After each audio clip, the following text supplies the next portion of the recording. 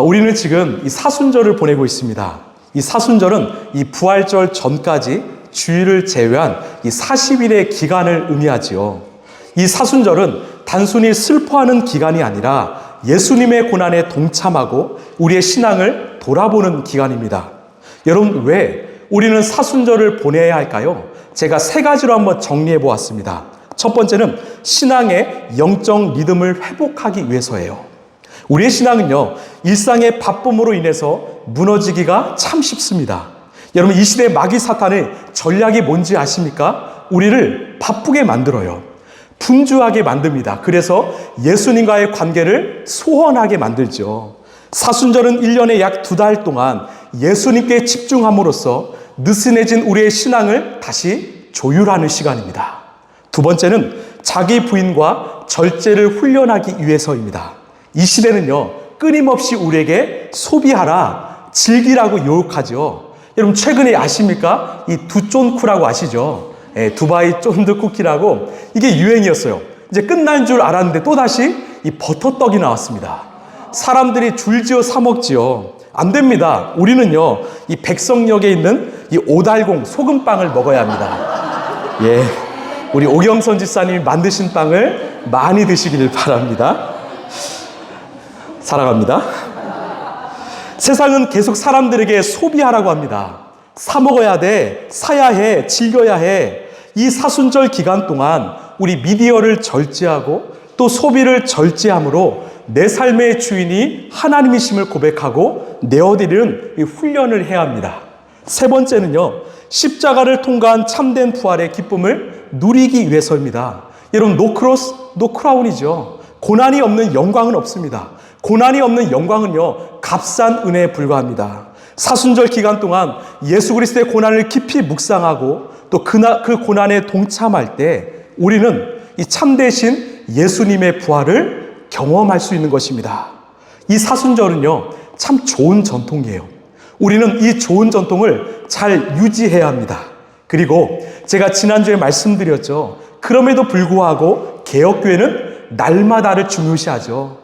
우리는 남은 기간, 이 사순절 기간 동안 날마다 예수님과 동행하고 날마다 나는 죽고 예수로 살아가는 저와 여러분 되길 간절히 소망합니다.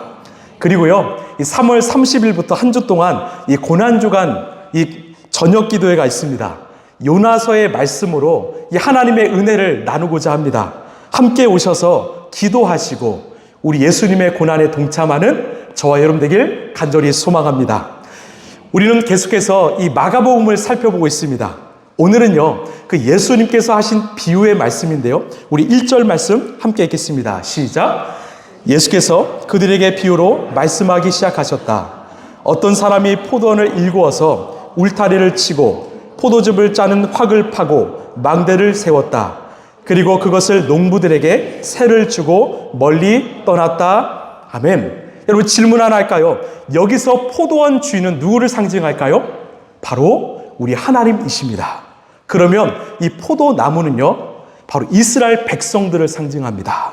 그리고 울타리와 포도즙을 짜는 틀, 그리고 망대와 같은 이 포도원 시설은요, 하나님께서 이스라엘 백성들을 보호하시고 번성시키기 위해서 모든 필요한 조치를 다 하셨다는 것을 의미합니다.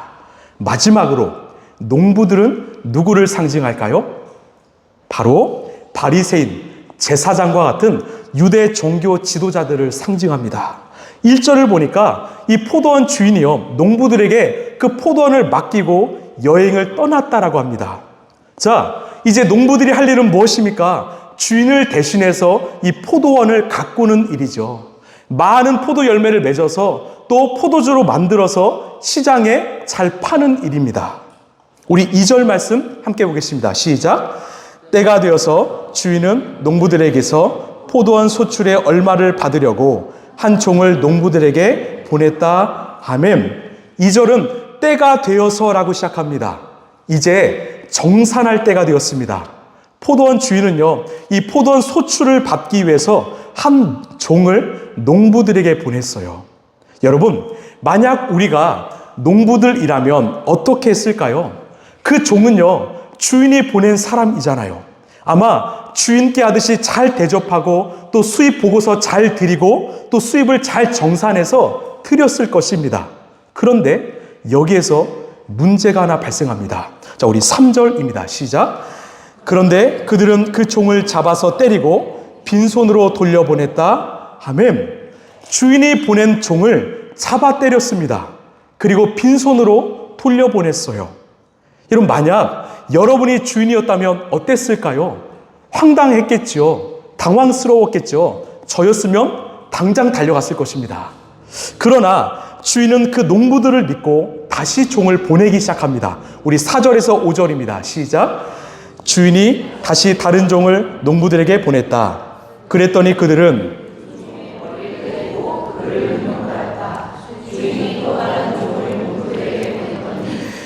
그 종을 죽였다. 그래서 또 다른 종을 많이 보냈는데 덜어는 때리고 덜어는 죽였다. 아멘. 주인은 한 번이 아니라 여러 번 종들을 보냈습니다. 그런데 첫 번째 종은 때려서 빈손으로 보냈고 두 번째 종은 머리를 때리고 능욕했습니다. 세 번째 종은요, 심지어 죽였습니다. 또 다른 종들도 때리고 죽였지요. 지금 포도원 주인은 수많은 종들을 보냈는데 농부들에게 돌아온 대답은요, 때리고 쫓아내고 죽였던 것입니다. 여러분, 제가 질문 하나 할까요? 이 포도원 주인이 보낸 종들은 누구를 상징할까요?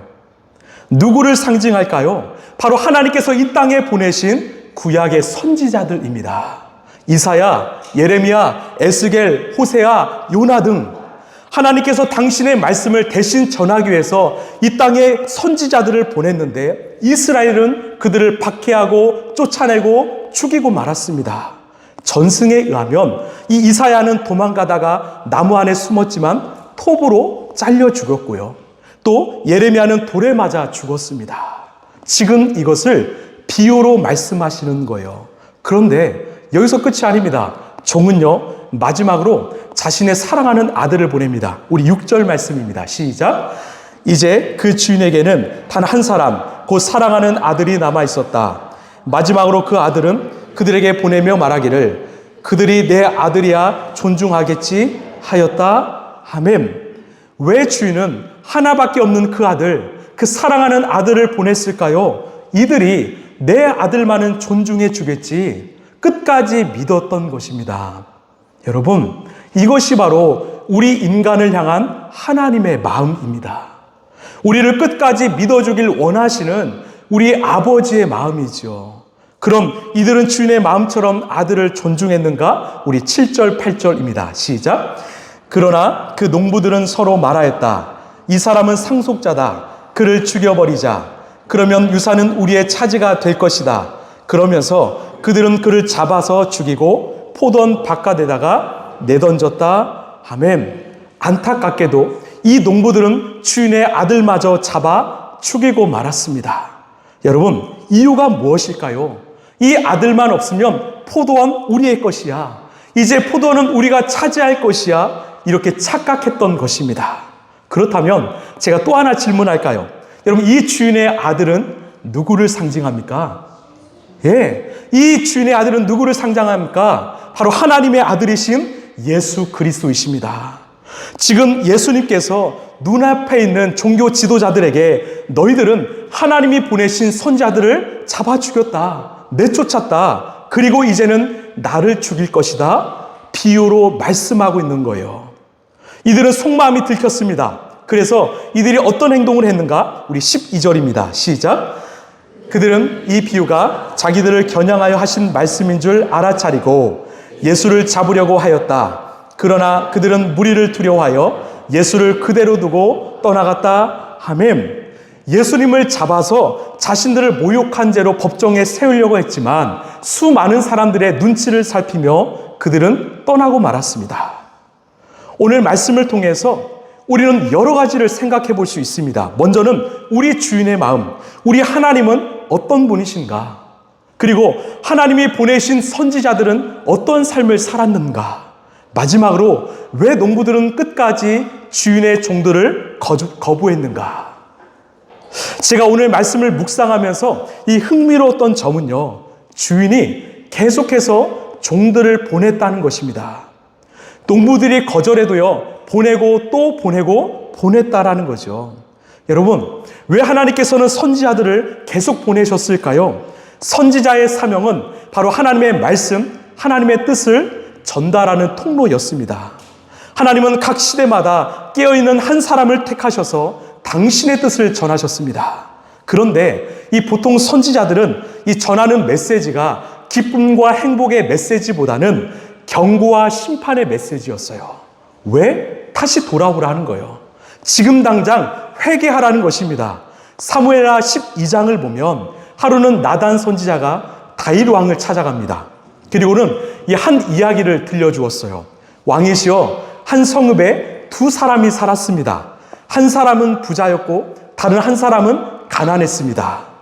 이 부자에게는 양과 소가 참 많았고 그에 반해 가난한 사람에게는 이 어린 암양 한 마리가 전부였습니다. 그 양을 얼마나 사랑했는지 지극정성으로 키웠고 마치 딸처럼 여겼습니다. 하루는 부자에게 손님이 찾아왔습니다. 그 부자는 자신의 양과 소를 잡기 아까워서 가난한 사람의 암양을 빼앗아서 잡았습니다. 그리고 요리를 만들어서 손님을 대접했습니다. 그 말을 들은 다윗이요, 아주 크게 화를 냈습니다. 아니, 분개했습니다. 내가 하나님의 살아계심을 두고 맹세하노니 그 사람은 내 손에 반드시 죽을 것이다. 그때요, 나단 선지자가 외칩니다. 왕이시여, 그 사람이 바로 당신입니다. 그 부자가 바로 당신입니다. 당신은 많은 것을 가졌지만 우리아 장군을 죽게 했고 하나밖에 없는 그 아내를 빼앗았습니다. 이 나단 선지자의 경고에 다윗이요, 큰 충격을 받았습니다. 그리고 하나님 앞에 나아가 통렬하게 회개했습니다. 그 고백이 시편 51편인데요. 우리 1절에서 2절입니다. 시작. 하나님, 주님의 한결같은 사랑으로 내게 자비를 베풀어 주십시오. 주님의 크신 긍휼을 베푸시어 내 반역죄를 없애 주십시오. 내 죄악을 말끔히 씻어 주시고 내 죄를 깨끗이 없애 주십시오. 나의 반역을 내가 잘 알고 있으며 내가 지은 죄가 언제나 나를 고발합니다. 아멘. 여러분, 이 말씀을 묵상하고 또 묵상하시길 바랍니다. 이 고백을 하나님이 받으시고 하나님께서 이 다윗을 다시 사용하셨어요. 이처럼 선지자들은 왕이나 고위 관리다 어떤 사람이든 가리지 않고 하나님의 말씀을 가감없이 전했습니다. 사실 이 나단 선지자의 예는 참 감사한 예예요. 보통 선지자들의 삶은요, 참 외롭고 고통스러웠습니다. 왜? 사람들이 그의 메시지를 좋아하지 않았기 때문입니다. 그래서 비참하게 버림받았습니다. 또요, 진짜가 있으면 뭐가 있을까요? 가짜가 있죠. 당시에 가짜 선지자들이 얼마나 많은지 모릅니다. 이들은 하나님이 아니라 사람의 눈치를 보았고요, 사람이 듣기 좋아하는 메시지를 선포했습니다. 거짓 복음, 거짓 평안을 전했습니다. 사람들의 칭찬을 많이 받았고 그 당시 많은 부와 명예를 누렸습니다. 여러분, 이 시대도요, 이 가짜들이 얼마나 많은지 몰라요. 가짜 선지자들이 얼마나 많은지 모릅니다. 제가 전에도 말씀드렸죠. 우리나라에 하나님이요, 무려 20명이 있대요. 예수님이 50명이 있대요. 심지어 보혜사 성령님도 계십니다. 뭐 엘리야, 다윗, 모세, 사도 바울도 있어요. 저는 실제로 이 모세를 만나봤습니다. 여러분, 이단 사이비도요 300개나 있다고 합니다. 여러분, 왜 이런 가짜가 많을까요? 여러분, 기억하십시오. 진짜가 있기 때문에 가짜가 있습니다. 진짜가 있기 때문에 가짜가 있는 것이죠. 그런데 진짜 선지자들은 가짜에 반해서 고난과 고통 속에 살았습니다. 사람들에게 거절을 당하고요, 심한 매질을 당했습니다. 신변의 위기를 느끼면서 늘 도망 다녔습니다. 대표적인 예가 예레미야 선지자이죠. 동족들에게 비난을 당하고 또 구덩이에 던져지고 쇠사슬에 결박당하고 결국은 돌에 맞아 순교했습니다. 여러분, 이 선지자의 사명은요, 철저하게 하나님 곁에 서는 것입니다. 이 제사장과 선지자의 사명은 조금 다른 의미로 좀 다릅니다. 제사장은 백성들의 편에 서서 하나님께 중보하는 역할을 하는 사람이지만 선지자는 철저히 하나님 편에 서서 백성들을 향해 하나님의 말씀을 선포하는 사람입니다. 제사장은 백성들 편에서 하나님께 중보하는 사람이고, 선지자는 하나님 편에 서서 백성들에게 말씀을 선포하는 사람이에요. 이 시대는 선지자가 사라져가는 시대입니다. 선지자적 메시지가 점점 사라지고 있습니다. 여러분, 선지자는 용기가 필요해요. 야성이 필요합니다. 하나님께 받은 말씀을 백성들이 싫어해도 거부해도 가감없이 전해야 합니다. 여러분, 이 시대에 제사장의 역할이 필요하지요. 낙심과 절망에 빠져있는 이들의 편에 서서 그들을 위로하고 격려하고 중보해 주어야 합니다. 또한 선지자의 역할도 필요합니다. 하나님을 거부하고 하나님을 떠나고 첫사랑을 잃어버린 이들에게 하나님 편에 서서 바른 복음, 바른 진리를 전해 주어야 합니다. 최근에 한 청년과 대화를 나누는데 이 청년의 삶이 너무나 분주해요. 이 관심사가 너무 많습니다. 그 삶에 예수님이 보이지 않는 겁니다. 그때 제 마음 가운데 들었던 생각이요. 이 청년에겐 지금 위로나 격려가 필요한 것이 아니라 다시 제대로 살아야 한다는 직언이 필요하겠다. 말씀이 필요하겠다. 그래서 제가요, 다시 처음 마음으로 돌아가라고, 우리 제대로 신앙생활 하자고 불편하지만 말씀해 주었습니다. 지금요, 그 처음 마음으로 돌아가기 위해서 부단히 애쓰고 있습니다. 여러분, 누군가에게 여러분이 이런 선지자가 되어주지 않으시겠습니까? 때론 비난의 말을 듣겠지만 정말 그 영혼을 위해서, 그 영혼을 살리기 위해서 정답을 말해주지 않으시겠습니까? 바른 길을 제시해주지 않으시겠습니까? 누구야? 우리 예수님 제대로 믿자. 우리 똑바로 믿자. 우리 제대로 신앙생활 하자. 이처럼 우리 주인은 포기하지 않고 종들을 보냈습니다. 우리는 이런 주인을 생각하면 이런 질문이 하나 떠오르지요. 하나님은 너무나 악인들에게 관대하신 거 아닌가? 우리는 이렇게 따질 때가 있습니다. 하나님, 왜 저 농부들을 가만히 두십니까? 하나님이 보낸 종들을 때리고 쫓아내고 죽였는데 왜 가만히 두십니까? 왜 빨리 심판하지 않으십니까? 여러분, 우리가 믿는 하나님은요, 오래 참으시는 분이십니다. 여러분 믿으십니까? 인내하시는 분이세요. 만약에 우리 하나님의 오래 참음이 없었다면, 그 인내가 없었다면 저와 여러분 어떻게 되었을까요? 아마 우리는 이 자리에 없었을 것입니다. 그래서 하나님의 오래 참음은 우리에게도 은혜라는 것입니다. 우리 호세아 6장 6절 함께 읽겠습니다. 시작. 내가 바라는 것은 변함없는 사랑이지 제사가 아니다. 불살라 바치는 제사보다는 너희가 나 하나님을 알기를 더 바란다. 아멘. 이게 하나님이 우리를 향한 사랑입니다.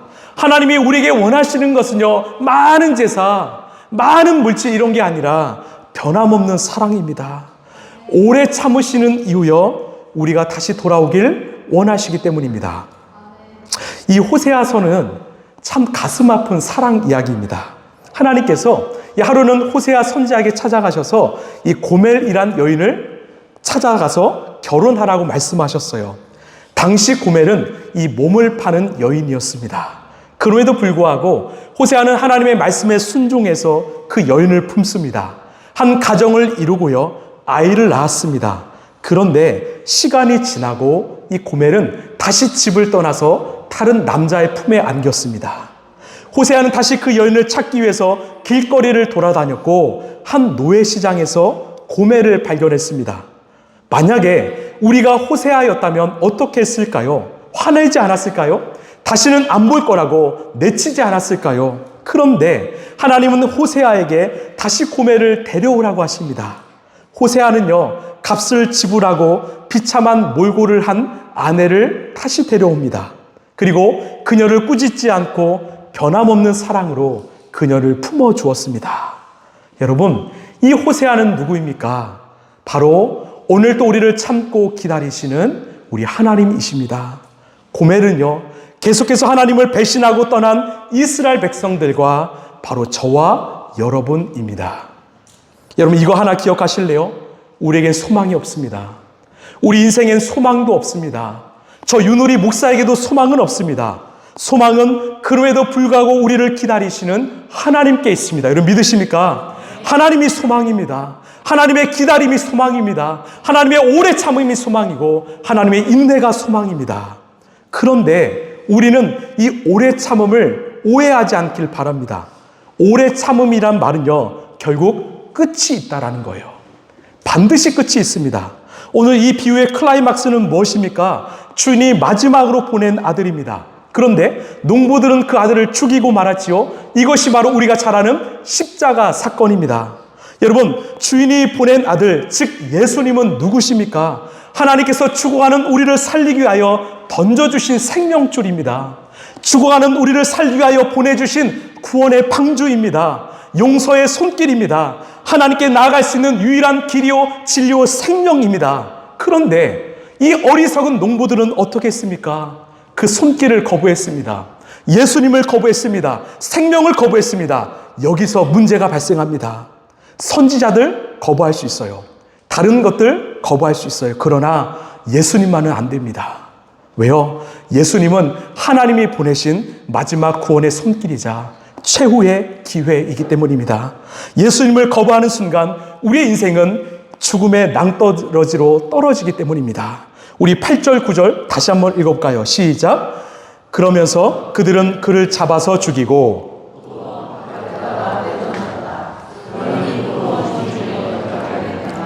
그는 와서 농부들을 죽이고 포도원을 다른 사람들에게 줄 것이다. 아멘. 농부들은 어리석었습니다.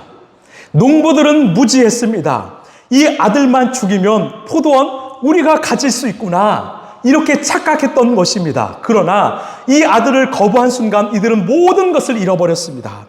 무엇보다 가장 귀한 구원, 영원한 생명을 잃어버렸습니다. 그리고 이 포도원이요, 다른 농부들에게 넘어갔습니다. 이 8절 9절의 말씀이요, 실제로 이루어졌습니다. 이 AD 70년에 로마 제국에 의해서 예루살렘 성전이 파괴되었습니다. 그때 수많은 종교 지도자들은 학살을 당했습니다. 왜? 예수님을 거부했기 때문이죠. 더 나아가 하나님께서 이 촛대를 옮기셨습니다. 하나님 나라를 세우는 일을 이제는 다른 이들에게 맡기셨습니다. 종교 지도자들이 아니라 사도들에게 넘기신 것이죠. 사도들을 통해서 온 세상에 복음을 전하게 하시고 온 세상에 교회를 세우셨습니다. 바로 사도행전의 시대가 이 말씀으로부터 열리게 된 것입니다. 우리 마지막으로 10절 함께 읽겠습니다. 시작. 너희는 성경에서 이런 말씀도 읽어보지 못하였느냐? 집을 짓는 사람이 버린 돌이 집 모퉁이의 머릿돌이 되었다. 아멘. 이 말씀은 예수님이 시편 118편을 인용하신 말씀인데요. 집을 짓는 자들이 버린 돌이 모퉁이의 머릿돌이 되었다라고 말씀합니다. 여러분, 여기서 돌은 누구를 상징할까요? 바로 우리 예수님입니다. 성전을 지은 종교 지도자들은 예수님을 버렸습니다. 십자가의 못을 박아 죽였지요. 그러나 하나님께서는 그들이 버린 돌을 다시 부활시키시고 하나님 나라의 가장 중요한 기초석 모퉁이의 머릿돌 되게 하셨습니다. 여러분, 모퉁이의 머릿돌은요, 건물의 기본이 되는 이 건물을 지탱하는 가장 중요한 기초석입니다. 이 돌이 빠지면 건물은 무너지지요. 우리 예수님 누구십니까? 하나님 나라의 기초석입니다. 교회의 기초석이지요. 더 나아가 우리의 인생과 가정과 일터의 기초석이십니다. 이 기초석이신 예수님이 빠지면, 예수님이 주인 되지 않으시면 모든 것은 무너질 수밖에 없는 것입니다. 여러분, 결국 예수 그리스도이십니다. 우리가 예수님을 받아들이고 예수님이 우리의 삶의 주인 되신다면, 예수님이 우리의 인생의 모퉁이의 머릿돌이 되신다면 우리는요, 영원히 무너지지 않을 것입니다. 이 비유는 오늘날에도 그대로 적용되고 있습니다. 우리 교회가 이 목요일에 이 노방전도를 나가고 있습니다. 저는요, 이 시간이 참 좋습니다. 어떤 전도의 열매가 있어서 좋기보다는 정말 하나님께서 부족하고 연약한 우리에게 이 복음을 전할 수 있는 기회를 주셔서 너무나 감사합니다. 재밌는 것은요, 우리 장로님, 권사님, 집사님들이 막 열심히 교회 소개를 합니다. 우리 교회 참 건강해요, 참 좋아요. 그러면서 또 이런 말을 종종 하세요. 그런데 우리 목사님 몸이 참 좋아요. 몸짱이에요, 막. 그러면 듣는 분들이 갑자기 눈이 막 진짜요, 막 이러시더라고요. 나중에 전도제 제 사진을 좀 그렇습니다. 감사하게도 많은 분들이 전도제를 잘 받아주시지만 때로는 이 거절하시는 분도 계십니다. 이 시대는 예수님을 거부하는 시대예요. 예수님의 이름만 꺼내도요, 사람들이 막 알러지 반응을 일으킵니다. 여러분, 왜 사람들은 예수님을 거부할까요? 교회가 신뢰를 잃어버린 이유도 있지만 근본적인 이유는 바로 예수님의 자리에, 즉 인생의 주인의 자리에 자신이 앉아있기 때문입니다. 내가 주인 되었기 때문이에요. 왜 사람들이 예수님을 싫어하고 거부할까요? 내가 주인 되고 싶거든요. 예수님이 아니라 내가 다 누리고 싶고 소유하고 싶거든요. 포도원 농부도 똑같았습니다. 이들이 주인을 거부했던 이유는, 아들을 거부했던 이유는 주인의 것을 자신들이 소유하고 싶었기 때문입니다.